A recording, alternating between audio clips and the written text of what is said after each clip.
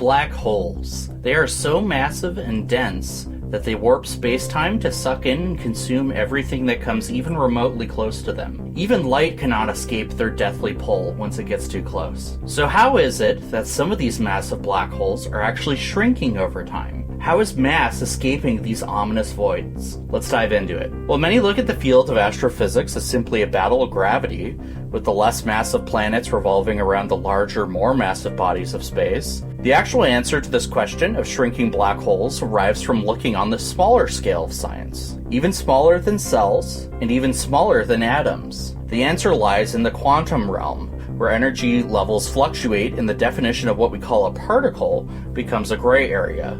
Famously, people relay the quote that nothing can be created nor destroyed as a way of conveying the concept of conservation of mass. However, in the world of science, this rule is actually bent fairly often. Within the vacuum of space, where almost no particles are supposed to exist, there's a phenomena called the Casimir effect. Spontaneously within a vacuum, it's often described that particles and antiparticles are being created and then very shortly after destroying each other. Thus, the net amount of mass is essentially unchanging. However, weird things can happen with these short-lived particles, causing weird situations of conductive, uncharged plates attracting to each other within a vacuum. Even at absolute zero, negative 273 degrees Celsius, where it's so cold that atomic movement grinds to a halt, there is a minimum energy called zero-point energy, where fluctuations of energy on the quantum level are observed, with vacuum fluctuations often described as a sea of energy, much like waves in the ocean. These quantum fluctuations are the fundamental mechanism behind black hole shrinking. Black holes are so dense that they warp space-time to an insane degree, to the point where there's a radius in which nothing can escape the black hole's suction, called the event horizon. Even light within this radius cannot help but be pulled into the center of the black hole. So we once again raise the question, how are these massive bodies shrinking? Well, directly at this event horizon, Stephen Hawking presented a hypothesis. Using the pop science explanation of particles and antiparticles being created and canceling each other out, what if we instead had an antiparticle created inside the event horizon and a particle created outside the event horizon? Suddenly, the antiparticle would sink into the black hole, eliminating some of its mass. Meanwhile, the outside particle escapes into the vastness of space. This is what we call Hawking radiation and provided an explanation for the peculiar jets of mass we see coming out of black holes. However, this is a simplification of what's really happening. Before I mentioned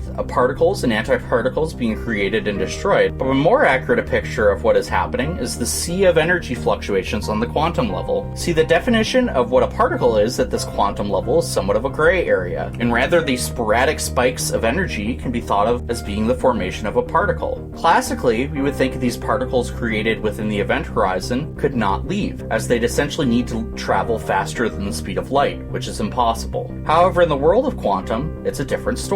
If we think of rolling a ball over a hill, classically, if we don't give the ball enough energy to roll over the hill, it never will roll over the hill. However, in the world of quantum, there's a small probability that the ball will basically teleport to the other side of the hill. This is what's called quantum tunneling. And something similar can occur for outgoing quantum oscillations that's past the event horizon. These so-called particles can quantum tunnel through the event horizon. But once they're out there, these partners which were canceling it no longer are present. And so it becomes a real particle moving outward from the black hole. Mass has been removed from the black hole via what is called Hawking radiation, creating these jets of mass leaving the black hole. While many black holes are still growing as they consume more of space around them, Hawking radiation provided us with an answer for how some of these black holes are still shrinking despite their massive gravitational pull. And it goes to show us that even in these massive entities of space, the impact of quantum mechanics, although occurring on a very small scale, can still play a very huge role.